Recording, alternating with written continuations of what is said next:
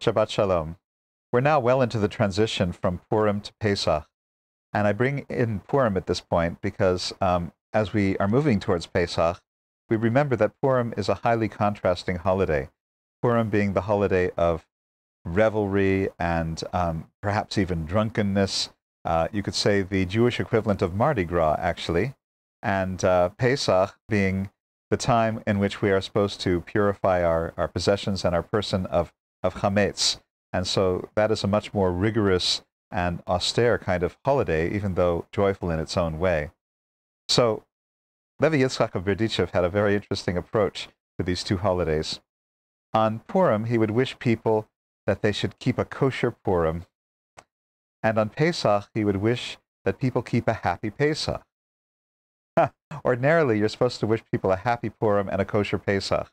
But Levi Yitzchak wanted to reverse them because he felt that on Purim, there's so much revelry and drunkenness, perhaps, that it's very, very challenging, perhaps, to keep kosher. So he wanted to remind people to keep kosher on Purim.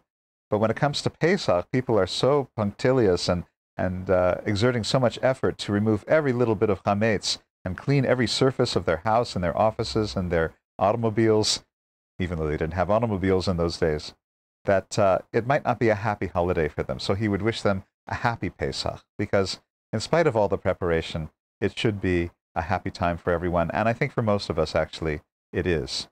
But this brings up an important point, and that is in our zeal, and some people are zealous about Pesach even today, even though they may not be very observant Jews otherwise, a lot of people take Pesach even today very, very seriously.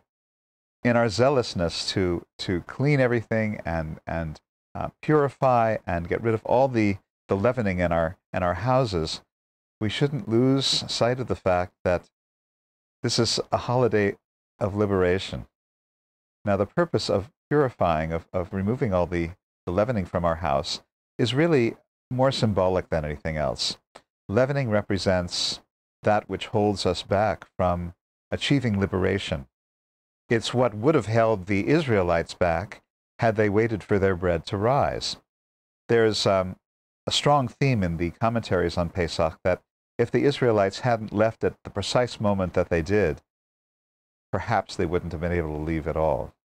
So there was a window of opportunity that they had to take right then and right there, being sunk in what the tradition calls 50 levels of degradation, 50 levels of defilement. They were weighted down by their slavery and by their oppression and by their sadness and by their depression and all of that. And how were they able to get out? They didn't allow the time for their dough to rise. They took the dough as it was and they left. Now, how many of us are guilty in our lives of missing precious windows of opportunity where we could march out from whatever Egypt we may find ourselves in, and yet be held back by the fact that we're waiting for our dough to rise? We're waiting for all the ducks to be perfectly in line before we take the risk of making a change. That's a common old ailment, even in these modern times. And so one of the very, very great lessons of Pesach is don't wait for all your ducks to be in a row. When you have that cubic centimeter of chance, which can free you from an oppressive situation at work, or perhaps in a relationship, perhaps in a locale that you happen to find yourself in at a certain point in your life, when you have the chance to liberate yourself, don't wait for your leavening to rise. Don't wait for your dough to puff up, because puffery inevitably has a lot to do with ego and insecurity.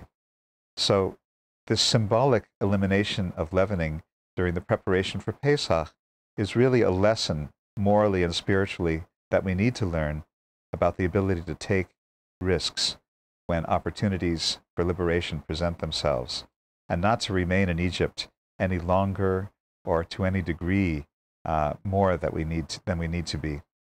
I also wanted to share one more insight into Pesach with you, and that has to do with the nature of chametz versus matzah. Chametz being, again, fermentation, rot, ego, that which holds us back, that which keeps us from being liberated. And matzah being the primary symbol of liberation. It is the bread of freedom. And yet in Hebrew, if you look at the letters for these two words, you have matzah, mem tsadi he, and then you have chametz, chet, mem tsadi. Almost the same letters. The only difference between the two words really being that space in the letter he. Okay? You have he, open, space, which is the path to liberation and freedom from ego. And then you have chametz, in which the letter is completely closed. It's the chet. That keeps one bound within the ego. So these questions of ego are very, very subtle. The difference between liberation and slavery are actually not that great. So something to keep in mind. We need a factor of discrimination here when we're trying to discern whether to stay where we are, whether we need to make a change, whether we need to move forward. It can be a tricky business.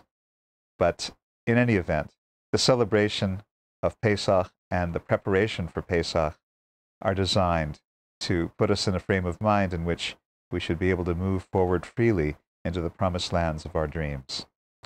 Shabbat Shalom.